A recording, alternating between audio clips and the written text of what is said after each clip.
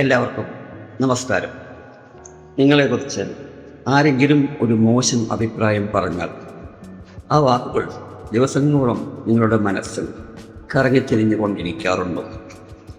എനിക്ക് അത്ര കഴിവില്ല, ഇത് എനിക്ക് പറ്റില്ല, ആളുകൾ എന്നെക്കുറിച്ച് എന്ത് വിചാരിക്കും, ഇതെല്ലാമാണോ നിങ്ങളുടെ ചിന്തകൾ? ഒരു വിമർശനം മാത്രം മതിയാകും ചിലപ്പോൾ നമ്മുടെ ആത്മവിശ്വാസം തകർന്നു വീഴും. പക്ഷേ ഒരു ചോദ്യം: വിമർശനം ശരിക്കും നമ്മെ തകർക്കുന്നുണ്ടോ, അതോ ആ വിമർശനത്തിൽ നമ്മൾ നൽകുന്ന അർത്ഥമാണോ നമ്മെ തകർക്കുന്നത്? ഇന്നത്തെ ഈ പോഡ്കാസ്റ്റിൽ വിമർശകരുടെ മുന്നിൽ വളരാതിരിക്കുവാൻ സഹായിക്കുന്ന മനഃശാസ്ത്രപരമായ 5 പ്രധാന സത്യങ്ങൾ നമുക്ക് മനസ്സിലാക്കാം. നമ്മുടെ തലച്ചോറിന് ഒരു പ്രത്യേക സ്വഭാവമുണ്ട്. അതിന് നമുക്ക് നെഗറ്റിവിറ്റി ബയാസ് എന്ന് വിളിക്കാം.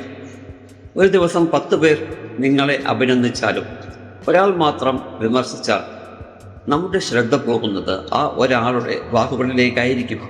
കാരണം മനുഷ്യൻ്റെ മസ്തിഷ്കം പരിണാമത്തിൻ്റെ ഭാഗമായി അപകട സൂചനകൾക്ക് കൂടുതൽ പ്രാധാന്യം നൽകാൻ പഠിച്ചിരിക്കുന്നു.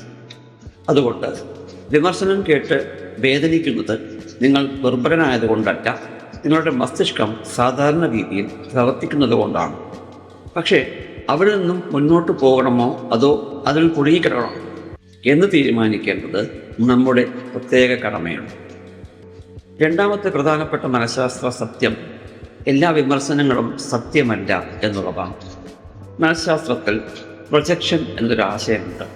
ചില ആളുകൾ സ്വന്തം അസംതൃപ്തിയും അസൂയയും ഭയവും പരാജയവും മറ്റുള്ളവരിലേക്ക് പ്രൊജക്റ്റ് ചെയ്യാറുണ്ട്. ഉദാഹരണത്തിന്, സ്വന്തം സ്വപ്നങ്ങൾ പിന്തുടരാൻ ധൈര്യമില്ലാത്ത ഒരാൾ നിങ്ങളോട് ഇത് നടക്കില്ല എന്ന് പറയാം. അത് നിങ്ങളുടെ കഴിവിൻ്റെ വിലയിരുത്തൽ ആയിരിക്കണമെന്നില്ല, അത് അവരുടെ ലോകത്തെക്കുറിച്ചുള്ള കാഴ്ചപ്പാടായിരിക്കാം. അതുകൊണ്ട് ഓരോ വിമർശനവും കേൾക്കുമ്പോഴും മനസ്സിൽ ഒരു ചോദ്യം ചോദിക്കുക: ഇത് എന്നെക്കുറിച്ചുള്ള സത്യമാണോ, അതോ സംസാരിക്കുന്ന വ്യക്തിയുടെ കാഴ്ചപ്പാടാണോ? ഈ ഒരു ചോദ്യം തന്നെ വൈകാരികമായ വേദനയുടെ തീവ്രത കുറയ്ക്കും. മൂന്നാമത്തെ സത്യം: നമ്മൾ പലപ്പോഴും വിമർശനത്തെ ഒരു ആക്രമണമായി കാണുന്നു. പക്ഷേ മനഃശാസ്ത്രത്തിൽ പോസിറ്റീവ് റീഫ്രെയിമിംഗ് എന്ന ഒരു ശക്തമായ സാങ്കേതിക വിദ്യയുണ്ട്. അതായത്, ഒരു സംഭവത്തിൽ നമ്മൾ നൽകുന്ന അർത്ഥം മാറ്റിയെടുക്കുക. അവർ എന്നെ വെറുക്കുന്നു എന്ന ചിന്തയ്ക്ക് പകരം ഇതെനിക്ക് മെച്ചപ്പെടാനുള്ള ഒരു സൂചന ആയിരിക്കുമോ എന്ന് ചിന്തിക്കാൻ തുടങ്ങുക. ഓരോ വിമർശനത്തിലും 2 ഭാഗങ്ങളുണ്ട്. 1, യഥാർത്ഥത്തിൽ മെച്ചപ്പെടുത്താൻ സഹായിക്കുന്ന വിവരങ്ങൾ. 2, അനാവശ്യമായ വികാരങ്ങളും അഭിപ്രായങ്ങളും. ബുദ്ധിപൂർവം ജീവിക്കുന്നവർ രണ്ടും വേർതിരിച്ചാണ് കാണുന്നത്. നാലാമത്തെ സത്യം: സ്വന്തം മൂല്യം മറ്റുള്ളവരുടെ അഭിപ്രായങ്ങളെ ആശ്രയിച്ചാൽ ജീവിതം മുഴുവൻ നിങ്ങൾക്ക് സമാധാനം ലഭിക്കില്ല. മനഃശാസ്ത്രത്തിൽ ഇതിനെ എക്സ്റ്റേണൽ വാലിഡേഷൻ ട്രാപ്പ് എന്ന് വിളിക്കുന്നു. ആളുകൾ പ്രശംസിച്ചാൽ സന്തോഷം, ആളുകൾ വിമർശിച്ചാൽ തകർച്ച. ഇത് വളരെ അപകടകരമായ അവസ്ഥയാണ്. ആരോഗ്യകരമായ ആത്മവിശ്വാസം വരുന്നത് പുറത്തു നിന്നുള്ള കയ്യടികളിൽ നിന്നല്ല. അത് വരുന്നത് ഞാൻ പഠിച്ചുകൊണ്ടിരിക്കുന്നു, ഞാൻ വളരുകയാണ്, എൻ്റെ മൂല്യം ഒരു അഭിപ്രായം കൊണ്ട് തീരുമാനിക്കപ്പെടുന്നില്ല എന്ന ആന്തരിക വിശ്വാസത്തിൽ നിന്നുമാണ്. ഏറ്റവും പ്രധാനപ്പെട്ട സത്യം: വിജയിക്കുന്നവരെ വിമർശനം ഒരിക്കലും ഒഴിവാക്കുന്നില്ല എന്നുള്ളതാണ്.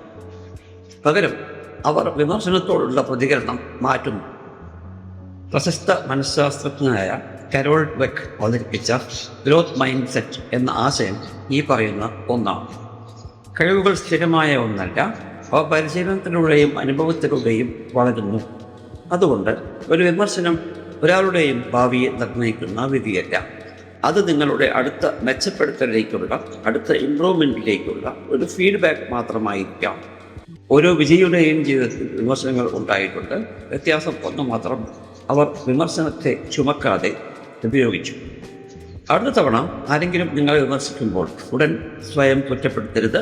ഒരു നിമിഷം നിൽക്കുക, സ്വയം ചോദിക്കുക: ഇതിൽ നിന്നും എനിക്ക് പഠിക്കാനുള്ളത് എന്താണ്? ബാക്കിയുള്ളത് എനിക്ക് വിട്ടുകളയാമോ? ഓർക്കുക, മറ്റുള്ളവർ പറയുന്ന ഓരോ വാക്കും നിങ്ങളുടെ വ്യക്തിത്വത്തിൻ്റെ കണ്ണാടിയല്ല. ചിലപ്പോൾ അത് അവരുടെ ജീവിതത്തിൻ്റെ പ്രതിഫലനമായിരിക്കാം. നിങ്ങളുടെ ആത്മവിശ്വാസം സംരക്ഷിക്കുവാനുള്ള ഏറ്റവും നല്ല മാർഗം വിമർശനം ഒഴിവാക്കുക എന്നുള്ളതല്ല, വിമർശനത്തെ ശരിയായ രീതിയിൽ വ്യാഖ്യാനിക്കാൻ പഠിക്കുക എന്നുള്ളതാണ്. കാരണം മറ്റുള്ളവരുടെ അഭിപ്രായങ്ങൾ നിങ്ങളുടെ ജീവിതത്തിൻ്റെ സ്റ്റിയറിംഗ് വീൽ പിടിക്കേണ്ടതില്ല, അത് പിടിക്കേണ്ടത് നിങ്ങളാണ്.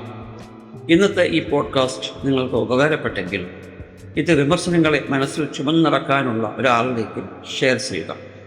വീണ്ടും ഒരു പുതിയ മനഃശാസ്ത്ര വിഷയവുമായി നമുക്ക് കാണാം. നന്ദി.